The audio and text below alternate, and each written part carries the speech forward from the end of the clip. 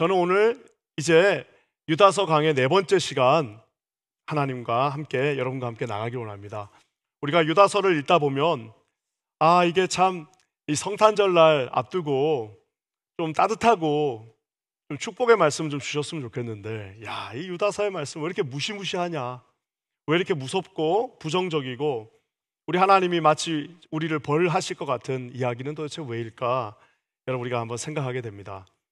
제가 말씀드린 것처럼 예수님께서 돌아가시고 또 이제는 사도 바울도 죽음 앞에 이제 순교하였고 모든 1세대 이제 하나님의 종들이 하나씩 이제 이 땅을 떠나갈 때 초대교회는 정말 큰 위기를 맞이하였습니다.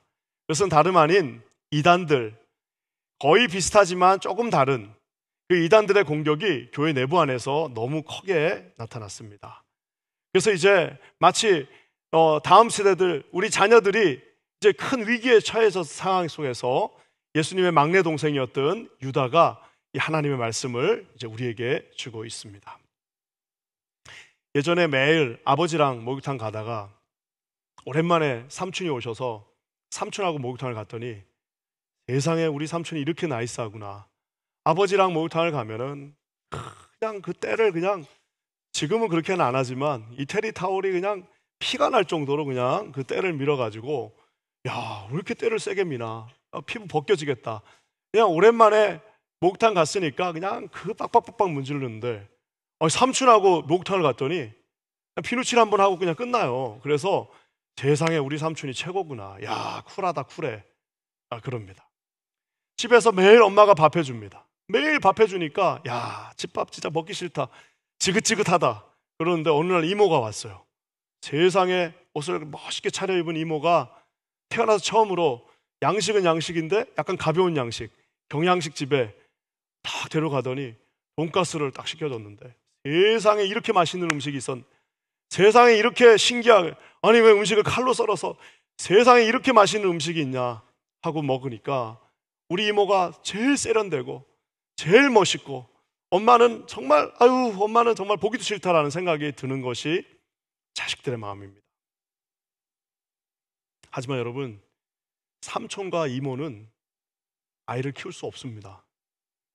정말 살을 부대끼고 애를 내가 세운 기준대로, 또 비록 힘들지만 아이들을 빡빡 씻겨가면서 먹을 거 싫어도 영양분 그대로 하나씩 다 입으로 밀어넣으면서 키우는 거는 부모입니다. 그래서 할아버지 할머니도 달라요. 할아버지 할머니들도 여러분 너무 손주들 너무 집착하시면 안 돼요. 왜? 부모가 자기들의 기준으로 키우는 게 있습니다. 할아버지야 뭐 다 좋죠. 할아버지야 다 주고 싶죠. 그렇지만 부모는 또 그럴 수 없는 거예요. 그래서 부모는 삼촌하고 다릅니다. 어머니는 이모하고 달라요. 그리고 우리 부모는 할아버지 할머니하고도 달라요. 왜? 이 아이의 미래를 책임지고 있기 때문에 책임진 사람과 그냥 와서 한번 잠깐 들리는 사람은 천지 차이 나는 살입니다. 오늘 우리 유다는 그 심정으로 지금 이 유다서를 쓰고 있습니다. 지금 장난이 아니에요. 정말 이 시대가 이제 AD 60년, 70년, 80년 이제 대박해를 놔두고 교회가 3, 4, 5 갈라지면서 교회가 무슨 외부의 박해로 무너지는 것이 아니라 내부의 잘못된 이단의 사상으로 교회가 다 무너지게 생겼어요. 그러니 어떡합니까? 유다가 이 25절밖에 되지 않은 짧은 말씀을 통하여서 부모의 마음으로 정말 너희들 잘 살아야 된다, 너희들 정말 하나님 섬기며 살아야 된다라는 그 메시지를 우리에게 주고 있다는 사실입니다. 그래서 유다서는 제가 처음에 초대 서론에서도 얘기한 것처럼 The Catholic Epistle이에요. 그게 뭐 말이냐면은 공동서신입니다. 바울이 무슨 교리를 설명하면서 지금 교리를 설명할 만한 여유가 없어요. 교회가 지금 위기를 당하고 있기 때문에 말 그대로 공동서신, 모두에게 가장 실질적인 것들을 주는 하나님의 말씀입니다. 마치 아버지가 아들에게 사냥하는 법을 가르쳐 주는 것처럼, 마치 어머니가 딸에게 정말 가문의 비법을 가르쳐 주는 것처럼, 정말 말 그대로 선임이 후임자에게 모든 것들을 다 전수해 주는 그 심정으로 이 유다가 오늘 쓰여지고 있습니다. 저는 오늘 이 말씀을 통해서 저희 마지막 때 우리가 올 한 해를 정리하면서 중요한, 우리 모두가 꼭 들어야 될 조금은 어렵지만 씹어서 먹어야 될 말씀을 여러분과 함께 나누기를 원합니다. 오늘 이것은 하나의 길로 상징되어지는데요. 오늘 우리가 읽은 이 본문에는 세 가지 우리가 절대로 가지 말아야 될 길이 등장합니다. 여러분, 길이라는 것은 이 숲이 있는데 한 번 걷는다고 길이 생기지 않습니다. 길을 만들려면 최소한 여기 10번은 왔다 갔다 해야지 오솔길 같은 게 하나 생깁니다. 근데 그것이 평평한 길이 되려면 수천 번을 왔다 갔다 해야지 길이 생기는데, 그 말은 뭐냐면 매일매일의 삶 속에서 이 잘못된 길은 한 번에 절대 이루어지지 않습니다. 매일매일 마치 습관처럼 매일매일 조금씩 이루어지는 길인데, 오늘 주님이 우리에게 정말 이 마지막 때에, 이 혼탁한 시대에 결코 이렇게 살아서는 안 된다는 것을 우리에게 오늘 보여줍니다. 이 세 가지 길을 오늘 한번 여러분과 살펴봤으면 좋겠습니다. 먼저는요, 가인의 길입니다. 우리 11절 말씀 한번 같이 읽겠습니다. 시작. 화 있을진저 이 사람들이여 가인의 길에 행하였으며 삭슬 위하여 발람의 어그러진 길로 몰려갔으며 고라의 폐역을 따라 멸망을 받았도다. 저기 보면 The way of Cain, 이 가인의 길이라는 특별한 길이 등장합니다. 가인은 우리가 잘 아는 것처럼 인류의 첫 번째 사람이었던 아담과 하와의 첫 번째 아들이었습니다. 아버지가 아담이에요. 하나님과 직접 대화했고 하나님이 직접 만들어 놓은 동산에 살았고 하나님과 손잡고 산책했던 사람이 아버지예요. 그러니 이 카인은 어렸을 때부터 그 이야기를 다 아버지에게 듣고 자랐습니다. 얼마나 많은 하나님의 그 스토리들을 듣고 하나님은 이런 분이시다는 것을 들었는데, 또 심지어는 이 카인은 직접 하나님과 대화까지 합니다. 그럼에도 불구하고 이 카인은 성경 전체를 통해서 한 가지 키워드로 그를 볼 수 있습니다. 그것은 뭐냐면 이 가인은 말 그대로 분노하는 사람이었습니다. 가인과 아벨이 동시에 제사를 드렸어요. 제사를 드렸으니 하나님이 무슨 제사의 물건을 보고, 제사가 얼마나 무슨 뭐라 그럴까요? 좋은 물건을 보고 하나님이 기뻐하신 게 아닙니다. 아벨의 그 아름다운 삶을 보면서 하나님이 아벨의 제사를 인정하시면서 아주 기뻐하셨습니다. 카인이 제사를 드렸는데 이 카인은 분노의 사람입니다. 그냥 화가 이 안에 꽉 차 있으니까 제대로 하나님 앞에 아무리 좋은 고기를 갖다 줘도 하나님이 제사를 받지 않으셨어요. 자, 그러면은 하나님이 지적하십니다. 너 왜 그런 제사를 드렸냐고 지적하면 어떻게 해야 돼요? 보통 사람 같으면 아유, 내가 잘못했구나, 하나님 앞에 내가 다시 서야지 하는데, 이 카인과 하나님의 대화는 정말 우리를 경악하게 만듭니다. 창세기 4장 5절에서 6절인데요. 우리 한번 같이 읽어보겠습니다. 시작. 가인과 그의 재물은 받지 아니하신지라 가인이 몹시 분하여 안색이 변하니 여호와께서 가인에게 이르시되 네가 분하여 함은 어찌 됨이며 안색이 변함은 어찌 됨이냐. 우리 하나님께서 얼마나 표가 나게 얼굴이 우락부락해지고 씩씩거리면서 화를 냈는지 하나님께서 직접 물으십니다. 너 왜 그렇게 화를 내냐? 너 왜 그렇게 분이 나고 네 안색이 다 바뀌었냐라고 말씀하십니다. 결국에는 카인의 분노는 저기서 멈추지 않습니다. 그래서 결국에는 자기와 함께 태어난 자기의 하나밖에 없는 동생, 인류를 봐야 자기 아버지하고 자기밖에 없는데 4명밖에 안 되는 가정에서 결국에는 자기 동생을, 유명한 프랑스 작가가 쓴 그림이 있는데 거기 보면은 손을 이렇게 잡고 가지 않고 손을 여기를 잡고 막 끌고 가는 장면이 있습니다. 이렇게 잡고 끌고 가서 광야에 아무도 안 본다고 생각하고 거기서 자기 동생을 죽이는 정말 처참한 결과를 가져오게 되는 것을 봅니다. 우리가 아는 것처럼 카인은 지금 아벨에게 화가 난 게 아닙니다. 모든 분노의 중심에는 결국에는 하나님께 화가 났기 때문에 그 분풀이가 아벨에게 간 것이지, 아벨에게 지금 아벨도 화는 나죠. 그렇지만 실질적인 분노는 하나님을 향해 있고 그 분노의 결과가 살인으로 나왔다는 사실입니다. 참 이상하죠? 인류 역사를 통해서 사람들은 오히려 카인에게 박수를 보냅니다. 그래서 보면 많은 문학 작품들을 보면 이 카인을 소재로 한 작품들이 진짜 많습니다. 우리 어르신들 옛날에 에덴의 동쪽이라는 영화 기억나시죠? 에덴은 말 그대로 아담과 하와가 살던 데잖아요. 거기에 쫓겨난 사람들이 동쪽에 가서 산 게 에덴의 동쪽 이야기입니다. 근데 거기서는 카일로 나오는데, 이 원작자였던 존 스타인백이 카일이라고 이름을 살짝 바꿨는데 사실은 카인입니다. 근데 그 카인이 누구냐면 제임스 딘이 나오는데, 사람들이 막 카인에게 박수를 보냅니다. 야, 카인 멋있다. 저렇게 분노하면서 막 화를 내고 하는 모습이 너무 멋있다라고 박수를 보냅니다. 우리 한국에도 황순원 선생이 쓴 카인의 후예라는 작품이 있습니다. 거기도 보면 훈이라고 하는 사람이 나오는데, 그 사람도 카인을 그대로 갖다가 이 황순원 작가가 변형시킨 게 훈인데, 사람들이 그 사람한테 막 박수를 보냅니다. 왜냐하면은 분노하는 게 멋있다는 겁니다. 화를 내는 게 멋있어 보입니다. 왠지 분노하면 정의로워 보이고, 왠지 화를 내면은 그 사람이 대단해 보이는 느낌이 나기 때문에 그렇게 합니다. 데미안이라고 하는 우리 청소년들이 많이 읽는 소설이 있습니다. 데미안에 보면은, 저도 참 놀랐습니다. 헤르만 헤세가 목사의 아들인데, 목사님의 아들이 어렸을 때부터 들었던 이 카인과 아벨의 스토리를 완전히 트위스트해서, 이 카인이 나중에 하나님으로부터 표를 받는데, 그 표의 상징은 우리는 어떻게 배웠어요?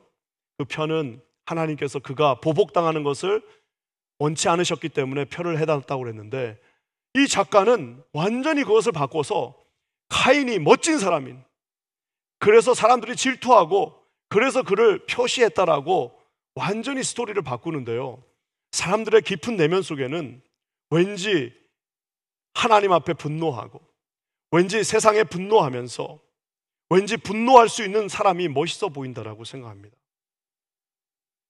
하나님과 대등한 관계로 하나님한테도 화를 낼 수 있고, 막 하나님한테도 기분이 나쁘면 안색이 바뀌면서 하나님 앞에도 대항할 수 있는 것이 좋다라고 생각합니다. 어쩌면 우리는 이 시대에 모두 다 카인의 후예들인지도 몰라요. 우리 이 세상 사람들은 다 지금 화낼 준비가 돼 있습니다. 무서워요.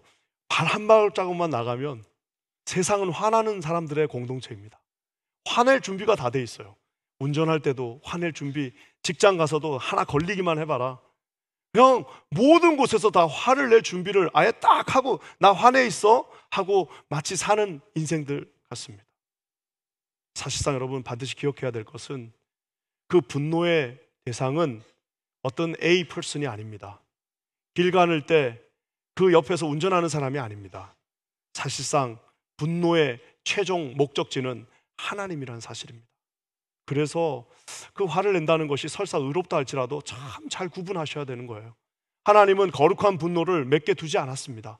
우리 마음 가운데 분노가 치밀어 오르고, 우리 마음 가운데 화가 올라오고, 우리 마음 가운데 주체할 수 없는 앵거가 그곳에서 우글우글 한다면은, 그것은 어쩌면은 우리가 카인의 후예, 카인이 갔던 그 분노의 길, 카인이 갔던 그 화가 난 길을 또다시 걷고 있는지도 모릅니다.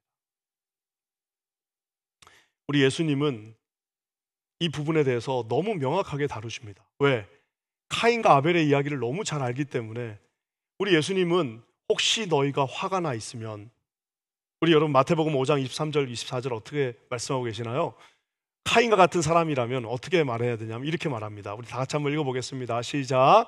그러므로 예물을 제단에 드리려다가 거기서 네 형제에게 원망 들을 만한 일이 있는 것이 생각나거든 예물을 제단 앞에 두고 먼저 가서 형제와 화목하고 그 후에 예물을.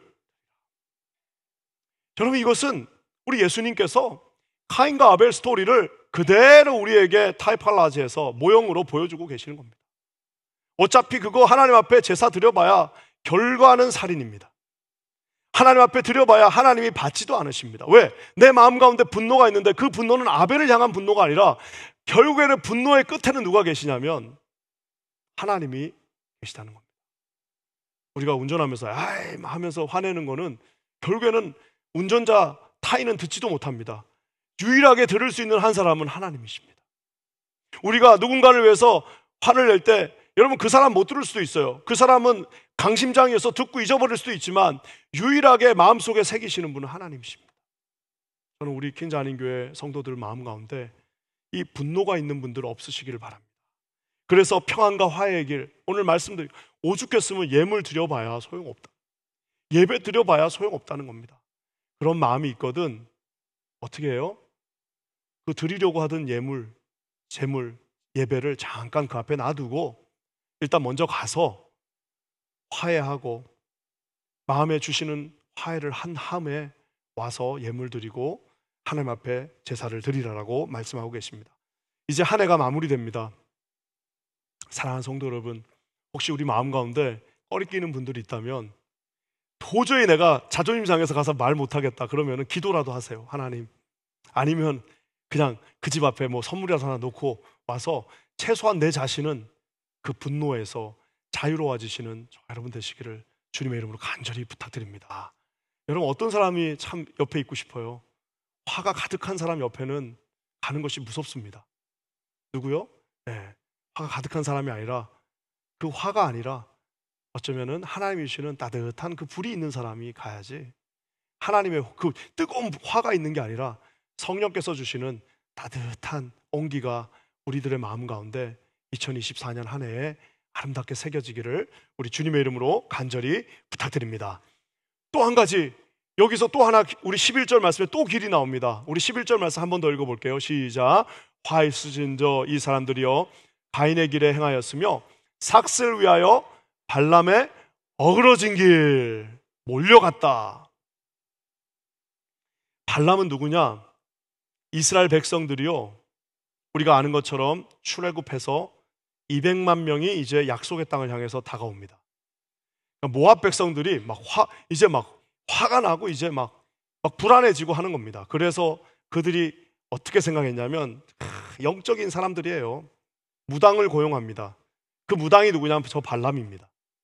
선지자인 것 같기도 하다가 무당인 것 같기도 하다가 이게 왔다 갔다 하는 사람이 발람인데, 저 발람을 고용해서 뭐라고 하냐면, 돈 줄 테니까, 뇌물 줄 테니까 하나님의 백성 이스라엘을 저주하라라고 말합니다. 그러니까 모압 백성들도 알고 있는 거예요. 뭘 아냐면, 저주하는 그 입술의 권세가 얼마나 강한지, 그 무당이라 할지라도 가서 저주하면은 저주를 받겠다라고 자기들도 생각한 겁니다. 그래서 뇌물을 주면서 저주해달라고 그러는데 하나님이 막으십니다. 뭔 소리냐? 너 여기서 한 발도 움직이지 마라. 너 그 저주하는 그곳에 동참하지 말라라고 주님이 말씀하세요.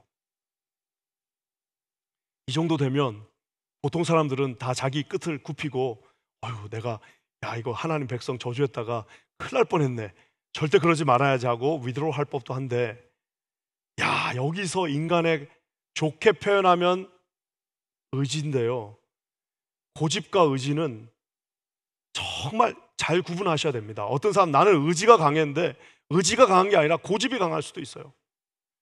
그 아집과 고집은 깨지지 않는데 그 고집이 강할 수도 있습니다. 이 발람이 그런 사람이었습니다. 하나님이 가지 말라는 이야기를 듣고 나서 그가 하는 말을 한번 들어봅시다. 22절 19절입니다. 민수기, 우리 한번 같이 읽겠습니다. 시작. 그런즉 이제 너희도 이 밤에 여기서 유숙하라. 여호와께서 내게 무슨 말씀을 더 하실는지 알아보리라. 분명히 하나님이 말씀하셨어요. 너 절대 거기 가서 그들을 저주하지 말라라고 말했는데, 뭔 소리? 여호와께서 이 밤에 더 할 말이 있는지 내가 가서 한번 딜해보겠다. 내 하나님하고 한번 맞짱 뜨고 한번 가서 무슨 더 말할 게 있는지 내가 그한테 한번 들어보겠다라고, 하나님이 나타나서 그렇게 명확하게 가지 말라고 했는데도 저렇게 말하고 있는 발람의 모습을 봅니다. 오죽하면 이제 하나님이 당나귀를 등장시켜서 당나귀 보고, 너 제발 좀 가지 마라. 당나귀도 보는 여호와의 사자를 발람이 못 봅니다. 왜? 자기 의지가 강하기 때문입니다. 고집이 강합니다. 고집은 곧 아집이 되어서 누구도 깨트릴 수 없는, 마치 치과에 갔는데 스케일링을 하는데 웬만한 거는 하면 다 되는데 안 깨지면 어떡합니까? 진짜 옛날에 처음 선교사 갔다가 왔더니 스케일링을 누가 해준다고 그래서 처음은 난 그런 게 있는지도 몰랐는데, 우리 한국에 옛날 그런 거 없었습니다. 갔더니 이게 막 사는 그걸로 안 되니까 어떻게 해요? 뭐 그냥 망치로 막 깨부수는 것 같아요. 안 되면 깨서라도 그걸 가져와야 되는데 고집이 얼마나 강하냐면 하나님 앞에서도 다시 한번 들어보겠다라고 말하고 있는 이 발람의 모습을 봅니다. 결국 3번을 더 시도합니다. 3번을 시도하던데 하나님께서 저주하지 못하게 막으시는 것을 봅니다. 자, 그러면 거기서 끝나느냐? 야, 3번 정도 했으면은, 야, 이 정도 했으면 이제 와, 하나님하고는 더 이상 안 되겠다 하고 들어갈 법도 한데, 놀랍게도 민수기 24장에는 발람이 슥 사라지는 것처럼 나오는데 사라지지 않고요. 민수기 25장에 가면 이스라엘 백성들이 씻딤에서 모압 여인들하고 음행하는 장면들이 나옵니다. 그거 누구 아이디어예요? 예, 발람은 알고 있습니다. 자기가 비록 입술로는 저주할 수 없지만 이스라엘의 약점을 알고 있기 때문에 가면서 모압 쓱 한마디 하고 갑니다. 왜? 돈 받은 게 있으니까 쓱 한마디, 야, 내가 저주는 못하겠는데 한 가지 내가 비법 가르쳐 줄게. 쟤들 지금 40년 동안 돌아다녀가지고 여자들이 다 까매지고 지금 화장하는 거 이거 다 까먹었어. 니네 화장 이쁘게 해가지고 씻딤에서 기다리고 있으면 남자들이 넘어간다. 한마디 해준다 하고 딱 가니까 아니나 다를까 씻딤에 모든 모압 여인들이 그곳에 우상을 숭배하면서 대기하고 있으니까 이거는 백성들이 그냥 거의 그 자리에서 다 무너지는, 그래서 하나님이 결국에는 그 이스라엘 백성들에게 엄청난 벌을 내리시는 그 장면을 우리가 보게 됩니다. 절대로 자기 뜻을 굽히지 않습니다. 오늘 주님이 말씀하십니다. 그 어그러진 길에서 돌아서라라고 말씀하십니다. 처절한 고집 앞에 결국 발람은 고집의 대명사가 되고 놀랍게도 비참한 최후를 맞이하게 됩니다. 저도 참 고집이 셉니다. 제가 남의 말 할 게 안 어때요. 저도 고집이 정말 센데요. 이제 요즘 기도합니다. 하나님, 혹시라도 하나님이 미풍을 요만큼 이쪽으로 불어주시면 마치 갈대가 하나님의 그 바람에 반응하면서 저쪽으로 숙여지는 것처럼 하나님의 그 부드러운 음성에, 하나님이 주시는 그 작은 미세한 음성에도 귀를 기울이고 하나님, 내가 주님께로 기울어지는 사람, 주님께로 마음을 돌리는 사람, 주님이 원하시는 것을 그때그때 깨닫는 사람 되게 해달라고 기도하고 있습니다. 저는 우리 퀸자니교회 모든 성도들인데 발람과 같은 그런 어그러진 길이 아니라 예수님과 함께 동행하는 기쁨의 길, 축복의 길에 서시는 저와 여러분 되시기를 주님의 이름으로 간절히 축원합니다. 혹시 주님 마음 아프게 한 거 있으면 고집 펴가지고, 고집들이 얼마나 센지 모릅니다. 고집 펴갖고 주님의 마음 아무도 못 고쳐. 그 사람은 하나님이 와도 안 고쳐져요. 예수님이 와서 사정해도 안 돼요. 그런 분들 계시면 올 한 해가 가기 전에 하나님 앞에, 하나님, 내 자신이 주님 앞에 무릎 꿇습니다. 주님 앞에 서렌더합니다. 주님, 저를 받아주세요라고 2024년을 그렇게 아름답게 마무리하시는 저와 여러분 되시기를 주님의 이름으로 간절히 부탁드립니다. 마지막으로 하나 더 있습니다. 끝나지 않습니다. 야, 이게 제일 무섭습니다. 11절 하반절인데요. 우리 셋째 줄만 읽도록 하겠습니다. 시작. 고라의 폐역을 따라 멸망을. 고라가 누구예요? 레위의 증손자입니다. 그래서 이 고라가 거의 모세하고 동격인데요. 동급입니다. 학렬상으로는 거의 동급이라고 봐도, 이게 모세와 아론이 속한 지파에 같이 있는 겁니다. 자, 이제 출애굽 나와서 보니까 모세의 리더십이 조금 이거 맨날 말도 안 되는 거 부탁하는 것 같고 이래가지고 어떻게 합니까? 고라가 250명을 같이 한 파로 묶습니다. 그러니까 250명이 결국에는 결탁해서 폐역이라고 저기는 나와 있습니다. against하고 rebellion한 그 길을 가게 됩니다. 고라 사람들이 한 250명이 이제 모세와 아론을 대적하니까 놀랍게도 모세와 아론 가만히 있는데 하나님께서 집어 삼켜버리셨습니다. 무서운 정말 심판을 가져오셨죠. 우리는 여기서 한 가지 정확하게 깨닫고 가야 될 게 있습니다. 많은 목사님들이 여기서 이렇게 설교도 많이 합니다. 목회자에게 대들면은 하나님이 삼켜버립니다. 그렇게 해도 설교하는 거 참 저도 많이 들었습니다. 누군가가 저에게 물으신다면 목회자에게 우리가 무조건 다 순종하고 무조건 목회자가 모든 권위를 가지고 있습니까? 라고 묻는다면 저는 솔직하게 이렇게 말하고 싶습니다. 목사는 아무런 권위가 없습니다. 여러분, 목사는 무슨 우리가 경찰입니까? 저는 할 수 있는 게 아무것도 없어요. 저에게는 여러분하고 아무런 다른 점이 없습니다. 목사에게는 특별한 권위가 있어서 무조건 목사 말에 100% 순종하라는 그 말 자체가 잘못됐고, 어쩌면 많은 목사님들이 무슨 깡패도 아니고 뒤에 줄 쫙 세워가지고 같이 걸어다니는 그런 모습도 사실상 예수님의 모습이라고는 할 수 없습니다. 어쩌면은 많은 이단들이 나에게 100% 순종하라는 그 속에서 어쩌면 이단이 되었는지도 모릅니다. 자, 그렇지만 우리가 또 한 가지 기억해야 될 것이 있어요. 그것은 뭐냐면은 우리는 누구에게 순종해야 되냐면 사람에게 순종하는 것이 아니라 이 하나님의 절대적으로 변하지 않는 그 말씀에 순종해야 된다는 사실입니다. 목사에게 권위가 있다면 그것은 내가 목사이기 때문에 권위가 있는 것이 아니라 하나님의 말씀을 증거하고 있기 때문에 권위가 있는 겁니다. 그래서 누구라도 그 말씀이 잘못된 말씀이고 이단의 말씀이라면 그 사람은 내려와야 되는 겁니다. 그 사람 자체에 권위가 있는 것이 아니라 우리 모두는 말씀 공동체, 하나님 앞에 순종하는 것. 고라가 잘못한 것은 모세에게 반항해서 잘못한 것이 아닙니다. 하나님은 그 당시에 모세의 입술을 통해서 대언하셨습니다. 모든 시온의 율법이 모세의 입술을 통해서 나왔고, 모든 하나님의 뜻이 모세를 통해서 전달됐고, 상도 모세를 통해서, 벌도 모세를 통해서 주는 하나님의 절대적인 그 능력이 그를 통해서 나왔는데 250명이 손들고 모세 물러가라 하니까 어떻게 되는 거예요? 네. 하나님은 나에게 대항한다라고 생각하셨다는 것입니다. 두 가지를 반드시 기억합시다. 사랑하는 성도 여러분, 맹목적으로 어떤 사람한테 복종하시고 그러시면 안 됩니다. 맹목적으로 나중에 무슨 제가 지금은 좀 젊어서 힘이 나중에 한 나이 좀 먹어가지고 여러분한테 무조건 다 따라오시오 하면은 여러분들은 난 그럴 수 없다라고 얘기하셔야 되는 거예요. 자, 그렇지만 또 한 가지 중요한 것이 있습니다. 습관적으로 반항하는 사람들이 있습니다. 습관적으로 하나님의 말씀 앞에 부정하는 사람들이 있습니다. 습관적으로 하나님의 말씀 가운데 그 권위 앞에 무릎 꿇기를 주저하는 사람들이 있습니다. 그것도 잘못됐다는 사실입니다.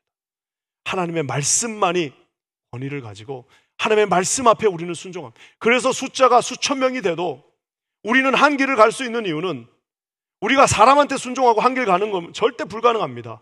그는 독재 국가밖에 없어요. 그것이 아니라 우리는 말씀 대신 예수 그리스도, 변치 않는 하나님의 말씀.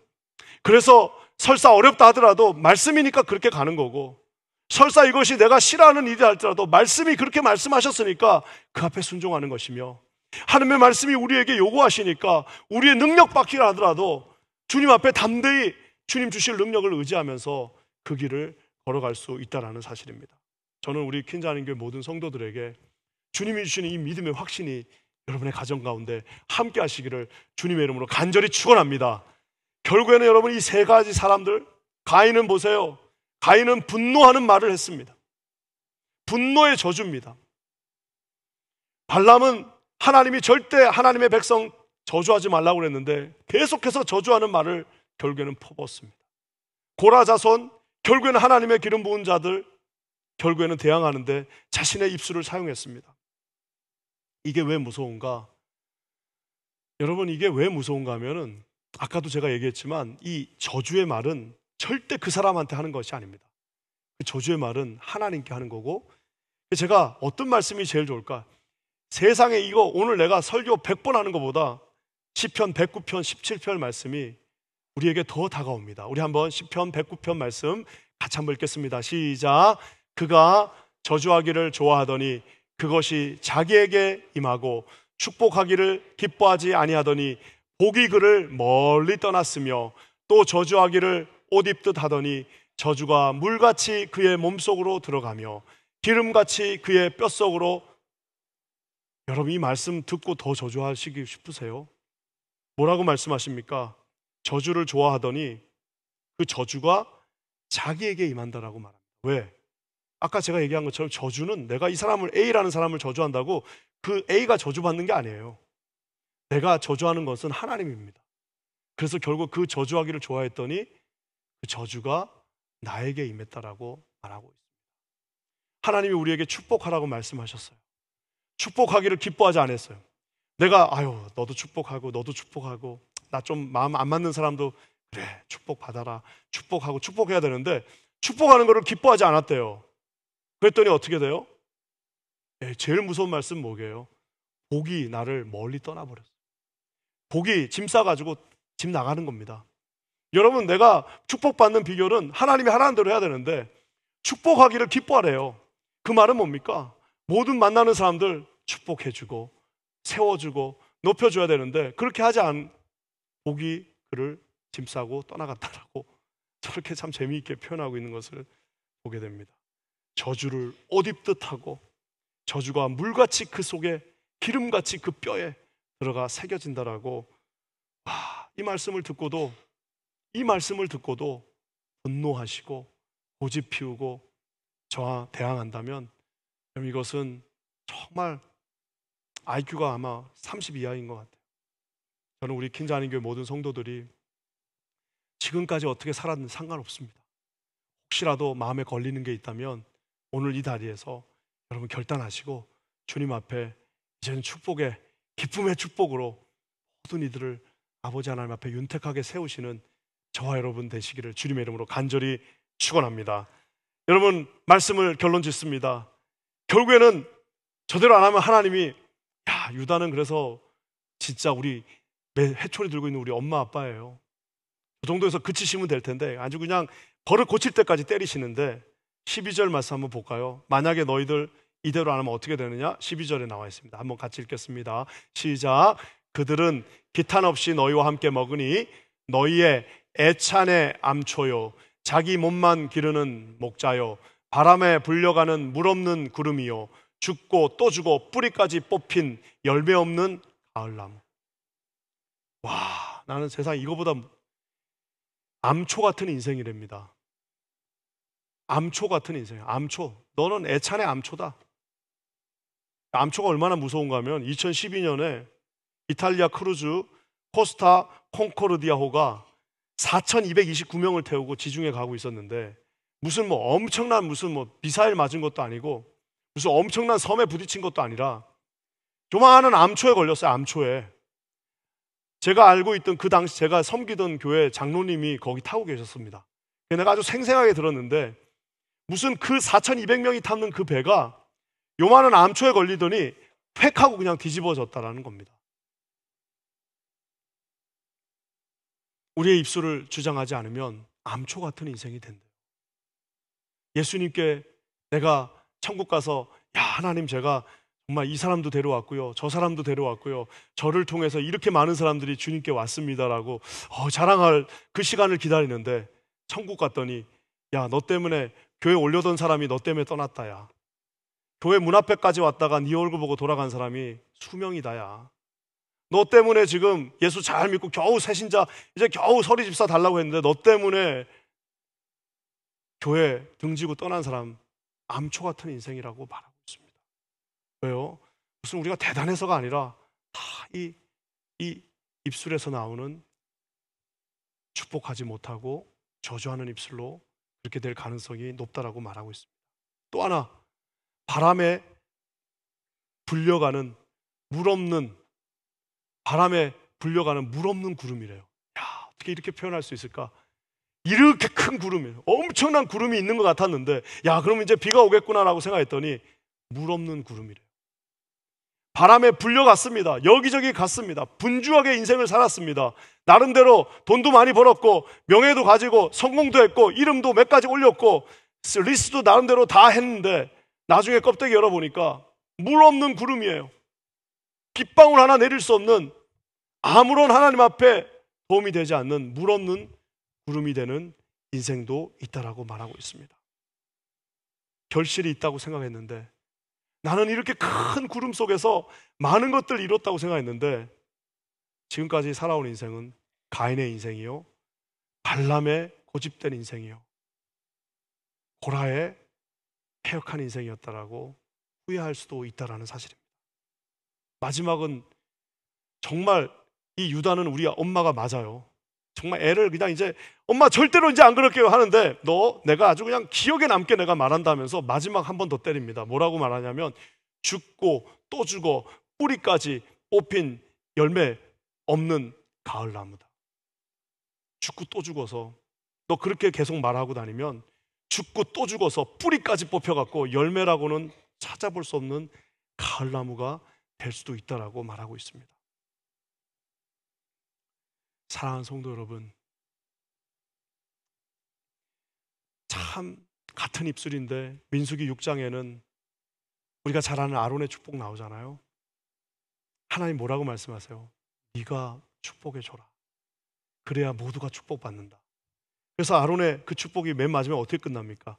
이같이 내 이름으로 이스라엘 자손에게 축복하라. 내가 그러면 그들을 축복하라.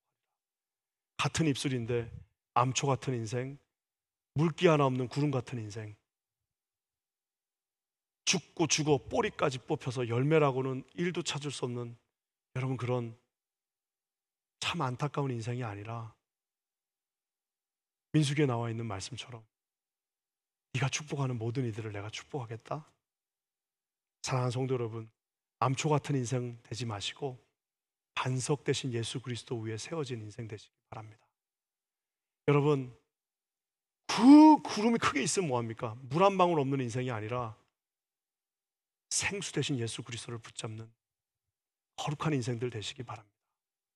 사랑하는 성도 여러분, 죽고 죽어서 아무런 열매 하나 없는 인생이 아니라 시냇가에 심겨진 나무가 우리가 아는 것처럼 사랑과 희락과 화평과 오래 참음과 자비와 양성과 충성과 온유와 절제의 아름다운 열매들을 별 볼 일 없는 인생 같았는데 나중에 보니까 하나님이 열매를 그냥 여기저기 5대양 6대주에다가 다 뿌려준 인생들이, 야, 저 권사님 그냥 몸 약하셔서 병들어서 기도만 하고 계신 줄 알았는데 세상에 나중에 뚜껑을 열고 봤는데 5대양 6대주에 주렁주렁 열린 하나님의 복된 인생들, 우리 사랑하는 성도님들 되시기를 주님의 이름으로 간절히 축원합니다.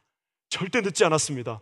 오늘 하나님 마음 주셨습니다. 지금 결단하시고 오늘 회개하시고 주님 앞에, 하나님, 나는 이제 아론의 그런 열매 맺는 인생, 하나님 앞에 내 입술을 통하여 모든 이들이 축복받는 거룩한 인생 되겠습니다. 지금부터 그렇게 살게 해주세요. 결단하시면 오늘부터 시작할 수 있습니다. 저랑 같이 손잡고 오늘부터 여러분 그 길을 가시는 우리 가장 현명한 흰자한인 교회 성도님들 되시기를 주님의 이름으로 간절히 축원합니다. 기도하겠습니다. 하나님 감사합니다. 우리에게 현명한 지혜의 영을 허락하사 아버지 하나님이여, 한 번밖에 없는 이 짧은 인생에 하나님 아버지 어떤 인생이 가장 소중하고 값진 인생임을 깨달아 시냇가에 심은 나무가 아버지 하나님이여 과실을 맺는 것처럼 주렁주렁 성령의 열매들을 맺는 거룩하고 복된 인생 되게 하여 주시옵소서. 놀라운 일을 이루신 주를 찬송하며 예수님의 이름으로 간절히 기도합니다. 아멘.